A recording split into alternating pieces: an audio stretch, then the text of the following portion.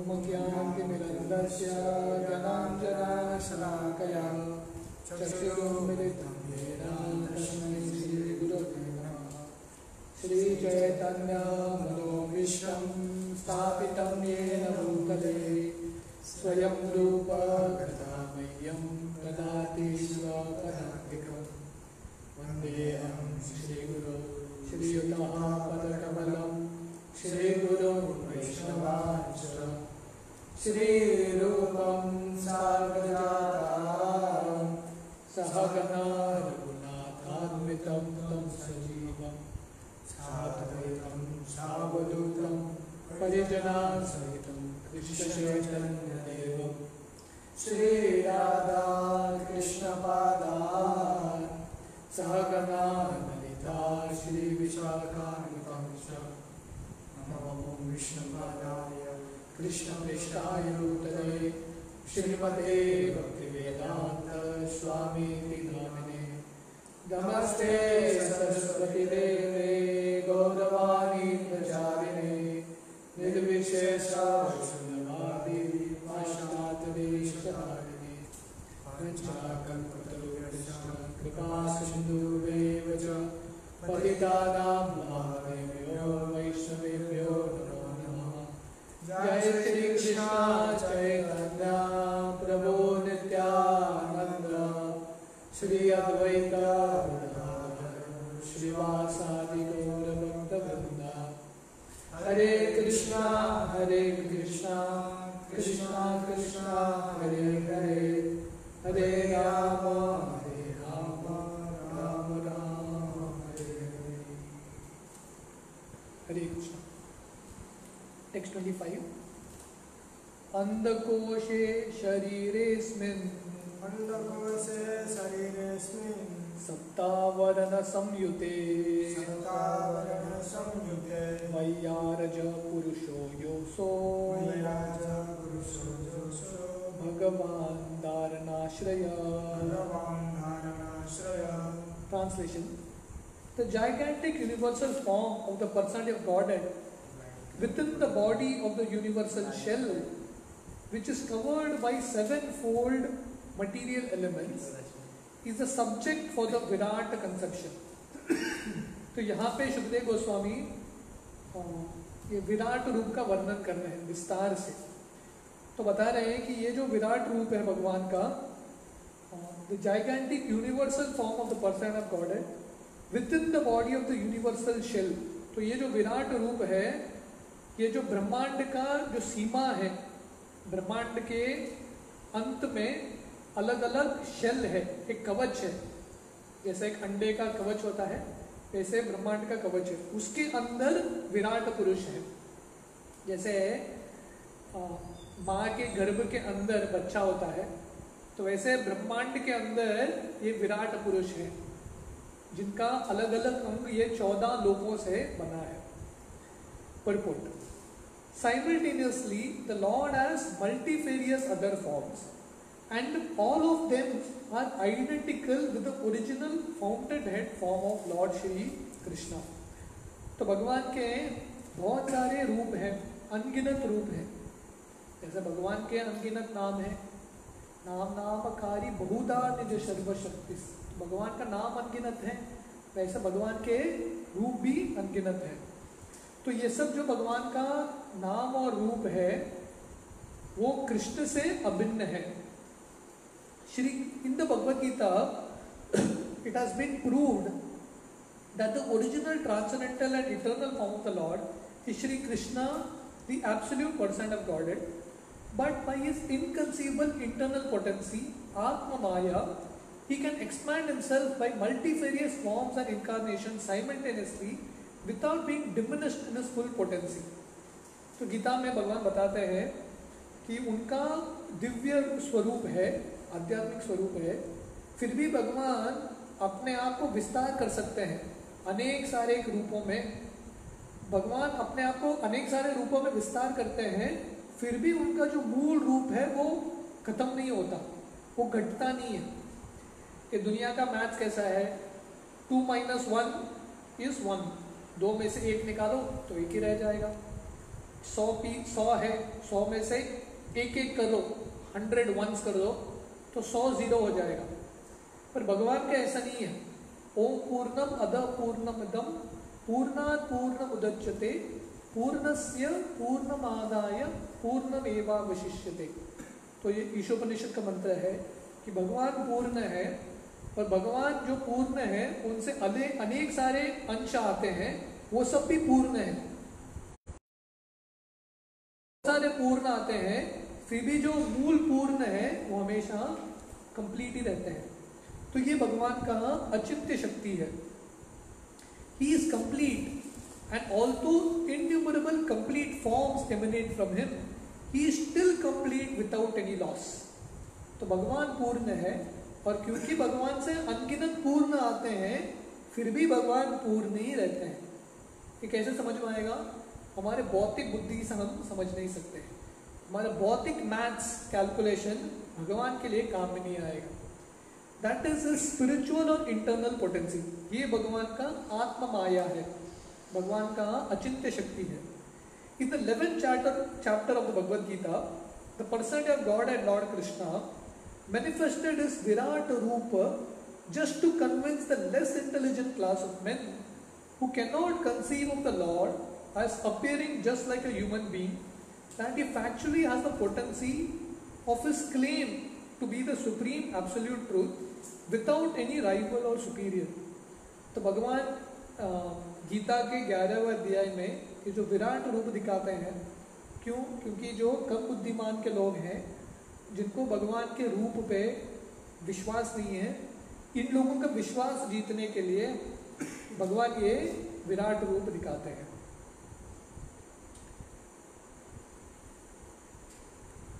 Materialistic men can think, although very imperfectly, of the huge universal space comprising an innumerable number of planets as big as the sun.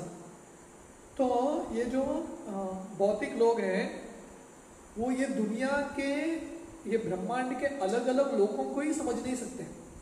अभी भी scientist ब्रह्मांड का क्या सीमा है अब तक समझ नहीं पाते, तो ये भगवान को कैसे समझेंगे? सो अल्टीमेटली भगवान को जानने का तरीका क्या है? विश्वास से ही भगवान को जाना जा सकता है, only through faith. They can only see the circular sky overhead without any information of that this universe as well as many hundreds of thousands of universes are each covered by 7-fold material coverings of water, fire, air, sky, ego, nomenon, and the material nature, just like a huge football pumped and covered, floating on the air, water of the causal ocean, wherein the Lord is lying as Mahavishnu. तो ये जो दुनिया के लोग हैं, अपने बुद्धि के साथ भगवान को छोड़ो, ये ब्रह्मांड के जो अंत है उसको भी माप नहीं कर सकते। ब्रह्मांड कहाँ तक है? ब्रह्मांड क्या, ये धरती के अंत तक कोई पहुंच नहीं सकता। ये धरती कितना गहरा है वहां तक भी लोग समझ नहीं पाएंगे। तो ये जो ब्रह्मांड है, शास्त्रों में वर्णन आता है, इसके अलग अलग कवरिंग्स है। तो पहले ये जो भौतिक पदार्थ है, पानी का कवरिंग है, लेयर है। ये ब्रह्मांड का जो शेल है वो कैसा बना है? पहले पानी का कवरिंग है, उसके ऊपर आग का कवरिंग है, उसके ऊपर हवे का, वायु का, अहंकार का, ऐसे अनेक सारे कवरिंग्स हैं ये ब्रह्मांड के। और ऐसे ब्रह्मांड एक फुटबॉल की तरह, जैसे फुटबॉल को आप पानी में डालो कैसे फ्लोट होता है, वैसे इतने सारे ब्रह्मांड फ्लोट हो रहे हैं। किसमें? इसको कॉजल ओशन बोलते हैं, ये कारण सागर। कारण सागर में महाविष्णु लेटे हैं और उनके सांस से, उनके हरेक रोम से एक ब्रह्मांड निकलता है, और हरेक ब्रह्मांड में फिर से विराट पुरुष, जहाँ पे इनका यहाँ पे वर्णन आ रहा है, वो विराजमान होते हैं। All the universes in seed are emanating from the breathing of the Mahavishnu, who is but part of a partial expansion of the Lord, and all the universes presided over by the Brahmas vanish when the Mahavishnu withdraws his breath. तो ये सब जो ब्रह्मांड है वो बीज रूप में महाविष्णु के हरेक रोम से आता है, और वहाँ पे ब्रह्मा जी विराजमान रहते हैं। पर जब महाविष्णु सांस अंदर ले लेते हैं, उनका प्राणायाम खत्म होता है, ऐसा हम करते हैं ना, अनुलोम विलोम प्राणायाम करते हैं। तो महाविष्णु का प्राणायाम करने से सब ब्रह्मांड क्रिएट होते हैं।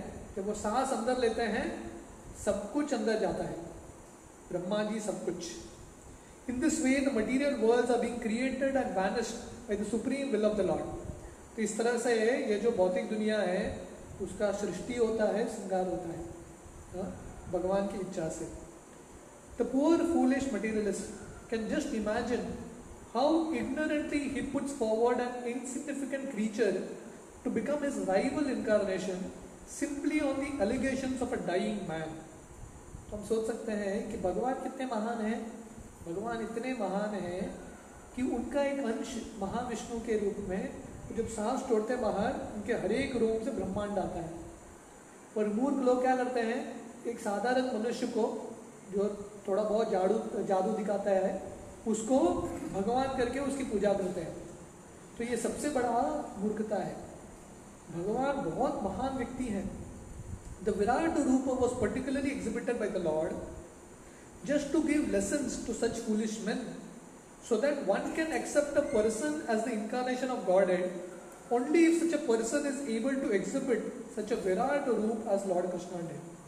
तो इसलिए गीता में कि 11वें अध्याय में भगवान ये विराट रूप या विश्व रूप दर्शन दिखाते हैं ताकि जो कम बुद्धिमान के लोग हैं उनको ये लेसन मिले, ये सीख मिले कि किसी को भी अवतार के रूप में पूजा नहीं करना चाहिए। जो व्यक्ति विराट रूप विश्व रूप दर्शन दिखा सकता है उसी को अवतार मानना चाहिए। The materialistic person may concentrate his mind upon the virat or gigantic form of the Lord in his own interest, as recommended by Shukadeva Goswami. But he must be on his guard not to be misled by pretenders who claim to be identical person as Lord Krishna, but are not able to act like him or exhibit the virat rupa comprehending the whole of the universe। तो जो कम बुद्धिमान के लोग हैं उनको किसी की पूजा करना है तो शुभदेव गोस्वामी बोल रहे हैं आप विराट रूप की पूजा करो, पर साधारण व्यक्ति को भगवान मान के उसकी पूजा मत करो। इसलिए जो लोग सीधा भगवान का पूजा नहीं कर सकते, भगवान कृष्ण या राम का पूजा नहीं कर सकते, उनके लिए मार्ग है एटलीस्ट ये ब्रह्मांड भगवान का विराट रूप समझ के आप इनकी पूजा करो। तो ये विराट रूप के अलग अलग अंग क्या है, 126 से शुरू होता है। पातालम एतसी पादमूलम पतन्ति पार्ष्णी प्रपदे रसातलम महातलम विश्वसृजोत गुल्पो तलातलम वै पुरुषस्य जंगे। Translation: Persons who have realized it have studied that the planets known as Patala constitute the bottom of the feet of the universal Lord. The heels and the toes are the Rasatal planets, and the ankles are the Mahatal planets, and the shanks constitute the Talatal planets। तो ये विराट रूप है, भगवान का ब्रह्मांड का रूप है। इसका भगवान का जो पाद का मूल है, पैर का जो नीचे का अंग है, उसकी तुलना पाताल से होती है। तो पाताल लोग हम जानते हैं कि ब्रह्मा जी जब वो कमल के ऊपर ब्रह्मा जी का जन्म होता है, वो जो कमल का डंडा है जो ब्रह्मा जी के महाविष्णु के नाभि से आता है उसमें 14 लोक हैं। तो इसमें विराट रूप है, विराट रूप की कल्पना है। तो ये जो पाताल है, सबसे नीचे वाला लोक है पाताल है, वो विराट रूप का पाद मूलम, पाद के नीचे का हिस्सा है। और जो रसातल है ये भी एक लोअर प्लैनेट्स है, पाताल के ऊपर रसातल आता है। रसातल जैसे पैर के अंगूठे उसकी तुलना है, उसके ऊपर महातल प्लैनेट्स, महातल एंकल्स और शैंक्स जो हमारा जो जंगा है उसके नीचे का जो हिस्सा है पैर का उसको शैंक्स बोलते हैं। वो उसकी तुलना तलातल के विराट रूप के जो जंगा है, जंगा के नीचे का हिस्सा वो तलातल की तुलना में है। तो ये अलग अलग लोक हैं और विराट रूप का अलग अलग अंग का वर्णन हो रहा है. Purport. Outside the bodily existence of the Supreme Person of Godhead, the manifested cosmic existence has no reality. तो इसलिए ये दृष्टिकोण से क्या समझ में आता है कि ये जो ब्रह्मांड भी है, ये भौतिक दुनिया भी है, वो अल्टीमेटली भगवान पे ही निर्भर है. भगवान के ही अलग अलग अंग है. Everything and anything of the manifested world rests on him only, as confirmed in Gita 9.4. तो भगवान गीता में बोलते हैं कि ये दुनिया में जो भी चीज़ है, भौतिक है या आध्यात्मिक है, सब भगवान पे ही निर्भर है. सर्वस्य चाहम, वो श्लोक क्या है? भगवान बोलते हैं मेरे से ही सब कुछ आ रहा है अल्टीमेटली. तो भौतिक है, श्लोक है, तो भौतिक है या आध्यात्मिक है, अल्टीमेटली भगवान से ही आता है. तो वही यहाँ पे समझ में आ रहा है कि ये जो भौतिक दुनिया भी है, ये विराट रूप भी है, हम इसमें भी भगवान को देख सकते हैं. The conception of the universal form of the Lord gives a chance to the materialist to think of the Supreme Lord, but the materialist must know for certain that his visualization of the world in a spirit of lording it over is not God realization. तो जो भौतिकवादी व्यक्ति है, वो ये दुनिया में, ये ब्रह्मांड में भगवान का रूप देख सकता है, पर अगर उसका इच्छा रहेगा कि ये दुनिया को मैं भोग करना चाहता हूँ, वो आध्यात्मिक मार्ग नहीं है. विराट रूप की पूजा कर सकता है और उसकी सेवा कर सकता है, पर उसका जो ये भोग वृत्ति है, उससे ऊपर उठना है. The materialistic view of exploitation of the material resources is occasioned by the illusion of the external energy of the Lord, and as such, if anyone wants to realize the supreme truth by conceiving of the universal form of the Lord, he must cultivate the service attitude. तो कोई कम बुद्धिमान के लोग हैं, वो विराट रूप की पूजा कर सकता है, पर उसको सेवा भावना विकसित करना पड़ेगा. वो उसको लगेगा मुझे स्वामी बनना है, तब उसका आध्यात्मिक मार्ग में प्रगति नहीं होगा. वो सेवा भावना इंपॉर्टेंट है. Unless the service attitude is revived, the conception of Virat realization will have very little effect on the seer. तो जब तक ये सेवा भावना आता नहीं है, तब तक व्यक्ति विराट रूप की भी पूजा करेगा, उससे लाभ बहुत कम मिलेगा. तो अल्टीमेटली हमारे चिंतन के ऊपर है, हमारा चेतना के ऊपर है, भावना क्या है. आध्यात्मिक मार्ग हम भोग करने के रूप में आ रहे हैं या सेवा करने के रूप में आ रहे हैं. The transcendental Lord in any conception of his form is never a part of the material creation. इसलिए भगवान का जो भी रूप है, भगवान ये भौतिक दुनिया के नहीं है. He keeps his identity as supreme spirit in all circumstances and is never affected by the three material qualities, for everything material is contaminated. तो इसलिए भगवान भौतिक दुनिया में आते भी हैं, फिर भी ये भौतिक गुण भगवान को दूषित नहीं करता. भगवान हमेशा अलग रहते हैं. The Lord always exists by his internal energy. इसलिए जो भगवान है हमेशा आत्मा माया, अपने स्वयं के माया से रहते हैं. भगवान माया के अधीन नहीं आते. The universe is divided into 14 planetary systems. तो ये जो ब्रह्मांड है वो 14 लोकों में बटा गया है. ये 14 लोक क्या हैं? 7 planetary systems called Bhur, Bhuvar, Swar, Mahar, Janas, Tapas and Satya are upward planetary systems. तो 7 ऊपर के लोक हैं, भूलोक, भुवर लोक, स्वर लोक, महर, तप, जन और सत्य.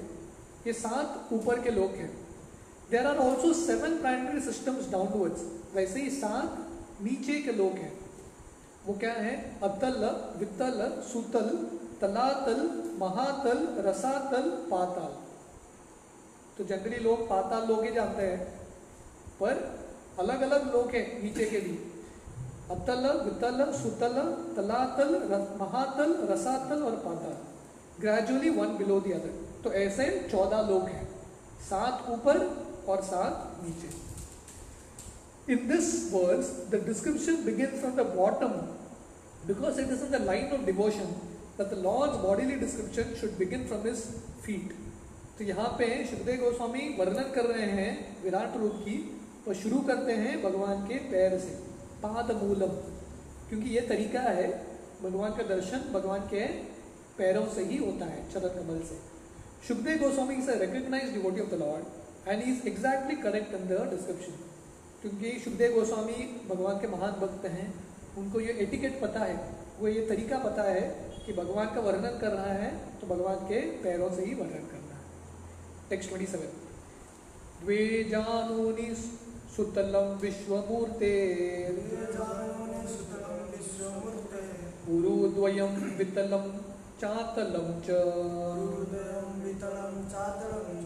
महीतलं तज जंगनं महीपते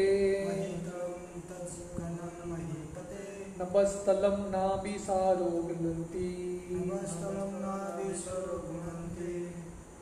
Translation: The knees of the universal form are the planetary system of the name Sutala, and the thighs and the two thighs are the Vitala and Atala planetary system, and his hips are the Mahitala, and the outer space is the depression of his navel.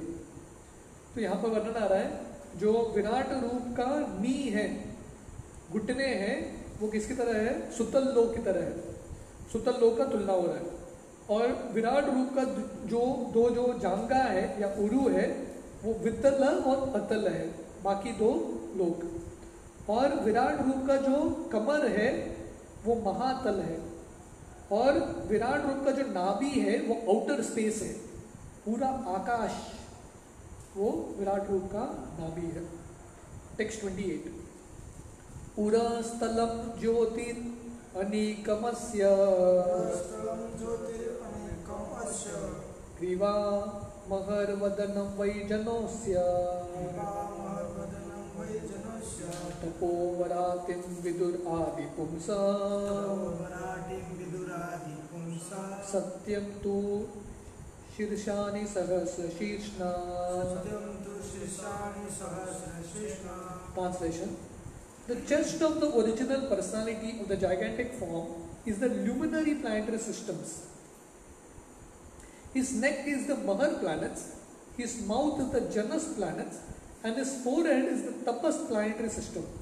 The topmost planetary system, known as Satyaloka, is the head of he who has 1000 heads. तो ये विराट रूप का जो छाती है वो क्या है? लुमिनरी प्लैनेटरी सिस्टम. ज्योतिर अनिकम, जो अनेक सारे लोगों से जो ज्योति आता है वो विराट रूप का छाती है, वो सब लोग. और विराट रूप का जो गला है वो महर प्लैनेटरी सिस्टम है, महर लोक की तुलना हो रही है. और उनका जो मुंह है वो जनस लोक है, उनका जो फोर हेड है वो तपस लोक है, और उनका जो सर है टॉप मोस्ट प्लैनेटरी सिस्टम क्या है? सत्यलोक, सबसे श्रेष्ठ लोक. और ये जो विराट रूप है उनका वर्णन आ रहा है, उनके हजारों सर हैं और वो सब सत्यलोक की तुलना हो रही है. Purport: The effulgent luminary planets like the sun and the moon are situated in the mid place of the universe, and as such they are known to be the chest of the original gigantic form of the Lord. तो वर्णन आता है ज्योति अनिकम, जो लोकों से ज्योति आता है. कौन से लोक है वो? सूरज और चंद्र, सूर्य और चंद्र, वो ये ब्रह्मांड के बीच में स्थित है. और ये विराट रूप का बीच क्या है? छाती. तो इसलिए वर्णन आ रहा है ये जो सूरज और चंद्र है विराट रूप के छाती में स्थित है. And above the luminary planets called also the heavenly places of the universal directorate demigods are the Maharlok, Janus, Tapas planetary system, and above all the Satya planetary system, where the chief director of the modes of material nature reside, namely Vishnu, Brahma and Shiva. तो वर्णन आता है कि ये जो सूरज और चंद्र भगवान के विराट रूप के छाती के ऊपर बाकी ऊंचे लोक हैं, महर लोक, जनल लोक, तपलोक और अल्टीमेटली सत्य लोक. यहाँ पे वर्णन आ रहा है विष्णु, ब्रह्मा और शिव जी रहते हैं. यहाँ पे ये वर्णन है. This Vishnu is known as the Kshirodakshayi Vishnu and he acts as the super soul in every living being. तो ये जो विष्णु है ये शिरोदक्षाई विष्णु है, और यही शिरोदक्षाई विष्णु हर एक के हृदय में परमात्मा के रूप में आते हैं. There are innumerable universes floating on the causal ocean, And in each of them, the representation of the Virat form of the Lord is there, along with the innumerable suns, moons, heavenly demigods, Brahmas, Vishnus and Shivas, all of them situated in one part of the inconceivable potency of Lord Krishna, as stated in Bhagavad Gita 10.42. तो हम जैसे हम जानते हैं कि महाविष्णु ये कारण सागर में लेटे हैं और उनके सांसों से, उनके हर एक रोम से एक ब्रह्मांड आता है, और हर एक ब्रह्मांड में ये विराट पुरुष है। 14 लोक हैं हर एक ब्रह्मांड में, तो हर एक ब्रह्मांड में ये विराट पुरुष की कल्पना है। और ये विराट पुरुष में अलग अलग लोकों में सूरज है, चंद्र है, देवता है, ब्रह्मा जी, विष्णु, शिव जी, हर एक ब्रह्मांड में है। और ये सब क्या है? भगवान का अचिंत्य शक्ति है। इसलिए भगवान गीता में जब 10वें अध्याय में अर्जुन कृष्ण को पूछते हैं, आप आपके विभूति के बारे में बताओ, आपका यश क्या है, आपका शक्ति क्या है। तो भगवान अलग अलग विभूति बताते हैं और अंत में बताते हैं, 10वें अध्याय के अंत में, मैं कितना विभूति बताऊं, मेरा शक्ति इतना अनगिनत है, ये दुनिया में आप कुछ भी चीज शक्तिमान देखेंगे, समझ में आ जाओ कि मेरा एक अंश है। तो ये भगवान के शक्ति का एक अंश है कि भगवान कृष्ण उनसे जो महाविष्णु आते हैं और उनसे इतने ब्रह्मांड आते हैं, और हर एक ब्रह्मांड में एक विराट पुरुष होते हैं, और विराट पुरुष के अलग अलग लोकों में चंद्र, सूरज, ब्रह्मा, विष्णु, शिव जी इत्यादि हर एक लोक में रहते हैं, हर एक ब्रह्मांड में रहते हैं। तो ये भगवान की अनगिनत शक्ति है। तो टेक्स्ट 29 से हम विराट पुरुष की आगे की डिस्क्रिप्शन हम कल सुबह कंटिन्यू करेंगे। हरे कृष्णा।